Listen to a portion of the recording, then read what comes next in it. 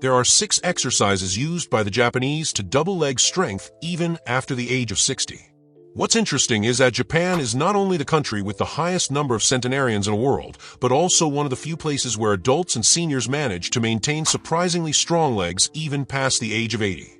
Meanwhile, in much of the Western world, the World Health Organization already reports that most people begin to lose leg strength shortly after age 50. And this loss of strength is not a minor issue.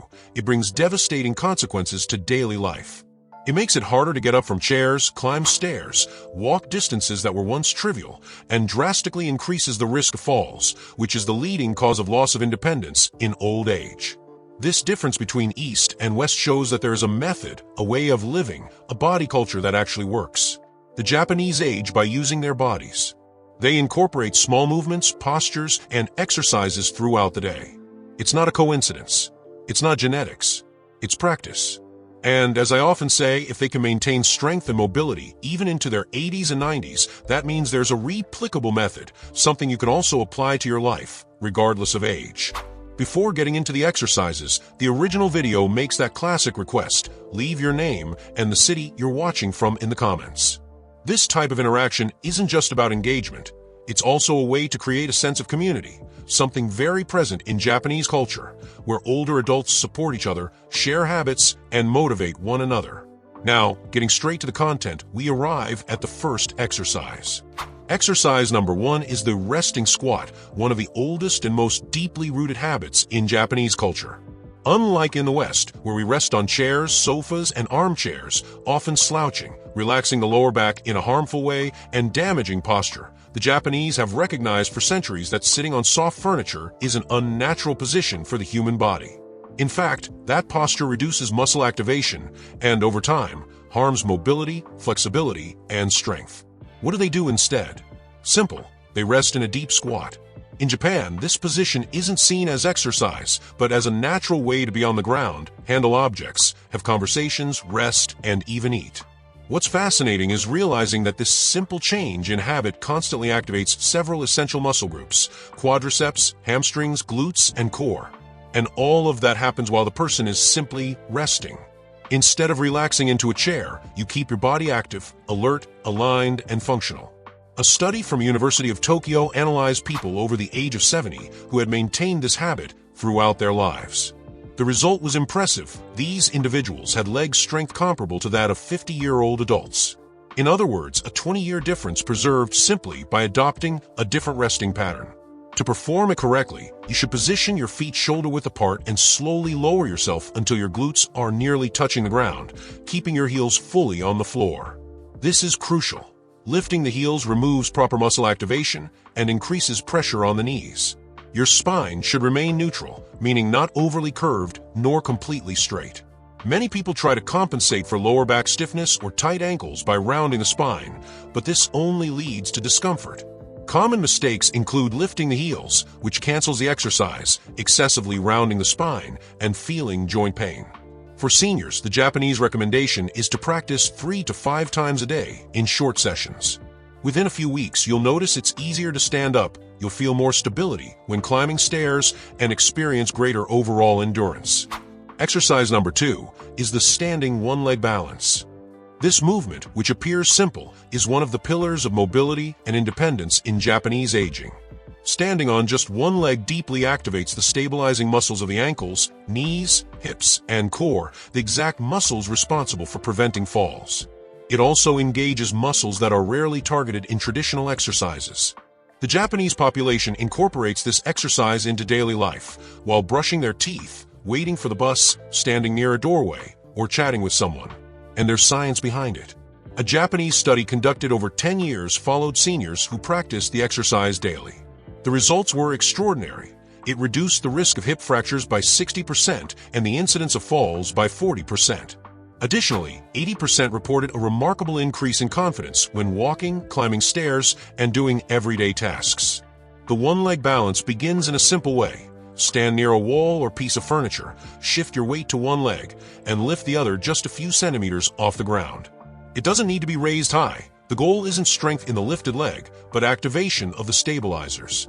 The The muscles responsible for balance are small, deep, and often neglected, and they're exactly the ones that begin to atrophy after age 60 if not stimulated.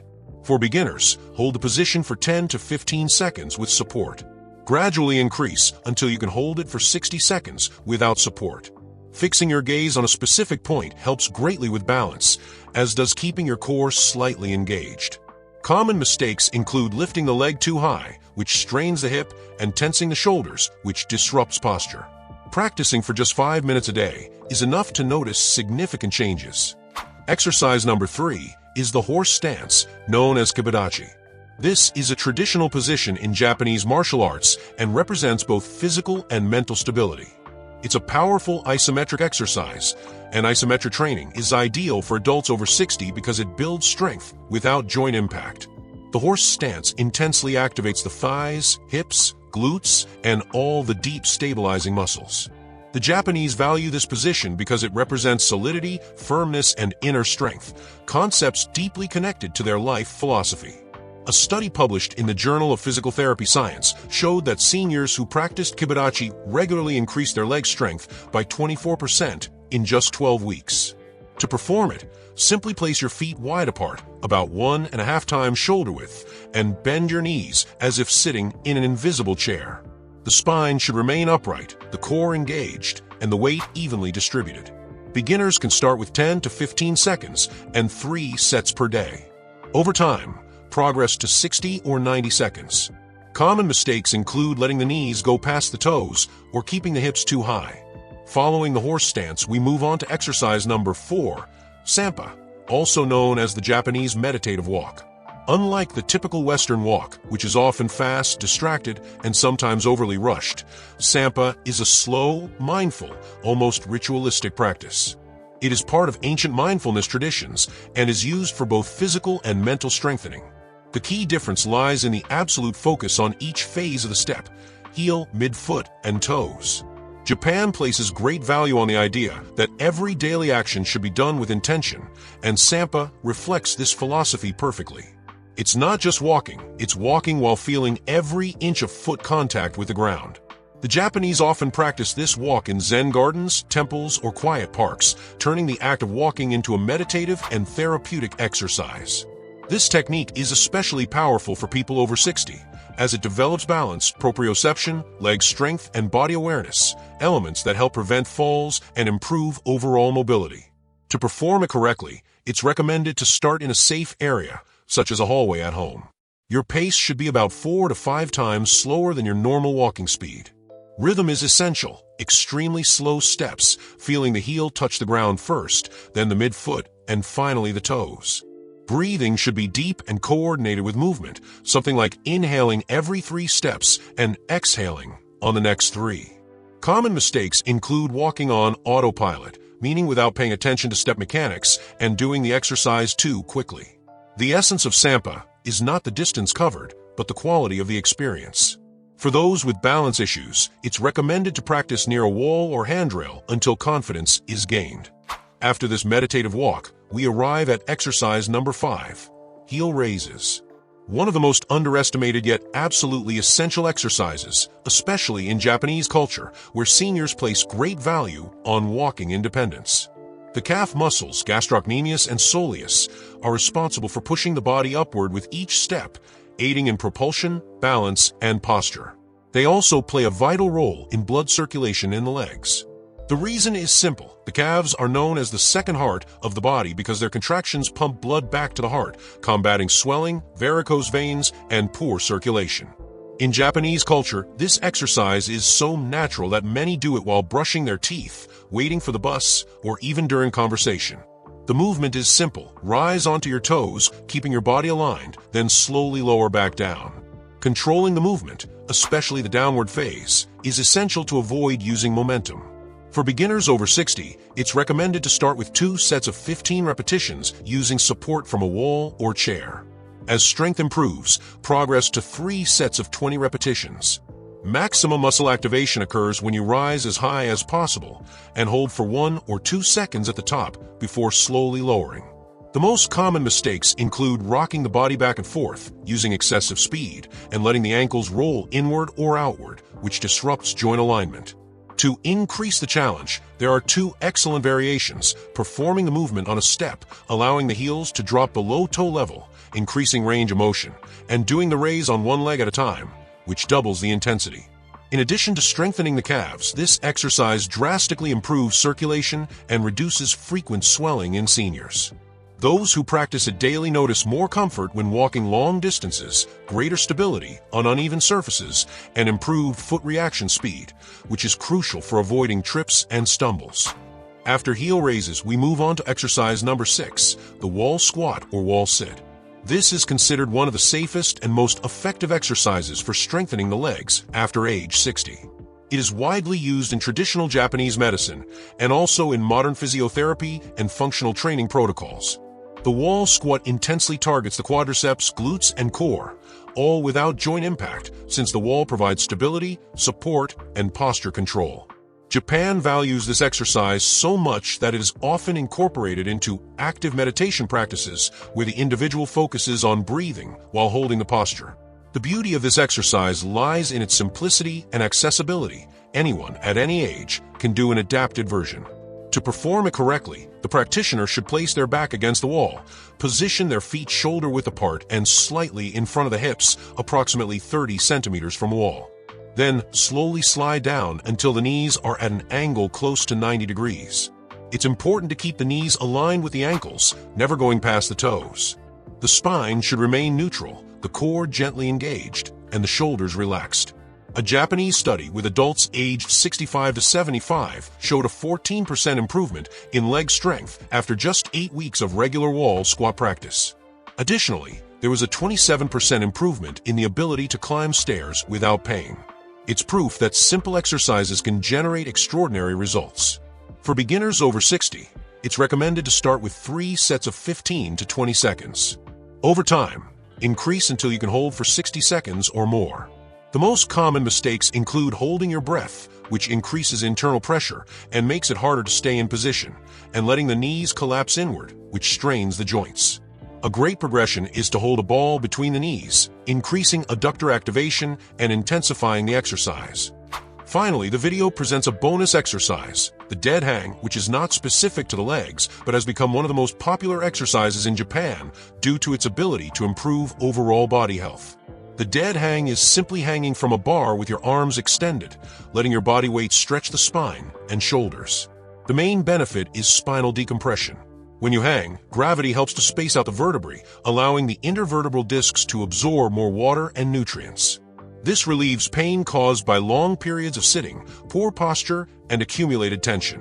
Those who practice it daily report significant improvement in lower back and neck pain. Another powerful benefit is grip strength, something that naturally and significantly declines with age. Studies show that hand strength is directly linked to longevity and functional independence. The dead hang intensely activates the forearm muscles, strengthening the ability to grip objects, carry bags, open jars, and perform daily tasks safely. The most common mistakes include tensing the shoulders upward when the goal is to relax them, holding your breath, and trying to hang for too long in the beginning, which can cause pain. The practice should be progressive, safe, and comfortable. The dead hang also brings a mental benefit that is highly valued in Japanese culture, the ability to remain calm and present during temporary discomfort. When you hang and feel the traction in your shoulders, the light pressure in your hands, and the stretch in your spine, the body naturally sends tension signals. Frequent practice teaches the brain to interpret those signals not as danger, but as part of an adaptation process. This mental skill, staying calm amid discomfort, is a central part of many Eastern traditions, including martial arts and meditation. For people over 60, this quality translates directly into greater resilience, more calm, and a better ability to handle physical and emotional challenges. It's important to emphasize that the dead hang, although simple, should not be performed by people with acute shoulder injuries, severe tendinitis, or serious structural spinal problems. However, for most seniors, it is an accessible and highly effective way to regain mobility, relieve pain, and strengthen the entire body. The Japanese often practice it in the morning as a kind of body reset that prepares them for the day by releasing tension accumulated during sleep. Practicing 5 sets daily, even starting with just 5 seconds, leads to surprisingly fast progress. In addition to all this, practicing the dead hang improves circulation, relaxes the upper body muscles, and increases shoulder flexibility, something many seniors mistakenly believe they've lost forever. For people with stiffness, neck pain, and tense upper backs, gently hanging from a bar can be truly transformative. With all these exercises presented, the 6 main ones and the bonus, it becomes clear why Japan has so many strong, independent, and long-lived seniors. They don't rely on extremely heavy workouts, sophisticated machines, or intense gym programs. Instead, they adopt simple, isometric, low-impact movements that can be done daily. These exercises not only strengthen the body but also improve balance, coordination, circulation, body awareness, and mobility. These movements build a body that ages with strength, stability, and functionality, and also develop a mind capable of handling challenges, discomforts, and limitations intelligently and adaptively. The Japanese body philosophy is clear. The body ages, but it doesn't have to become weak. What causes the loss of strength is not time, but lack of movement. They understand that keeping the body active is a way to preserve identity, autonomy, and dignity. This explains why elderly Japanese people continue to perform simple activities like squatting to pick something up from the floor, walking long distances, maintaining balance in challenging environments, and performing movements that many Westerners in their 50s or 60s believe are no longer possible for their age. That's why when we look at these exercises, resting squat, one-leg balance, or stance sampa, heel raises, wall squat, and dead hang, we see that they all have something in common. They activate deep muscles, promote stability, encourage mobility, and strengthen the body in a balanced way. These are exercises that train the body as a whole, promoting integrated health, not just appearance. Another key point is core activation, which is present in nearly all of these movements. Japan understands at the core, the abdomen, lower back, and the deep muscles around the spine and hips is the center of the body. It's what ensures balance, posture, stability, and spinal protection. A strong core reduces chronic back pain, improves coordination, and drastically lowers the risk of falls.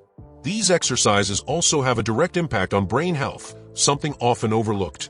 Practices like Sampa and one-leg balance stimulate the cerebellum and the vestibular system, areas responsible for coordination, posture, and spatial awareness. Studies show that balance exercises can reduce the risk of cognitive decline by up to 30%. This means that moving the body doesn't just strengthen muscles, it also protects the brain for the future. The horse stance and the wall squat also offer important emotional benefits. Staying steady in a challenging position, while controlling your breath, focusing your mind, and managing the burning sensation, develops mental strength that translates into more calm, more focus, and greater resilience in daily life. Japanese philosophy deeply values this ability to stay present in discomfort, recognizing that life is full of challenging moments. Those who train this skill physically can apply it emotionally as well. Another often overlooked benefit of these exercises is their impact on circulation. The calf is known as the second heart because it pumps blood upward from the legs, aiding venous return. Exercises like heel raises reduce the risk of thrombosis, swelling, and varicose veins, issues that are extremely common after age 60. Sampa, by encouraging conscious foot contact with the ground, improves local circulation and activates small muscles responsible for venous pumping. The dead hang, in turn, improves oxygenation of the shoulder joints, relaxes the back muscles, and reduces pain caused by long periods of sitting, something increasingly common in the West. People who practice this exercise daily report greater chest openness, a lighter spine, and more freedom in arm movements. Additionally, improved grip strength enhances everyday tasks like carrying grocery bags, opening jars, and even using tools.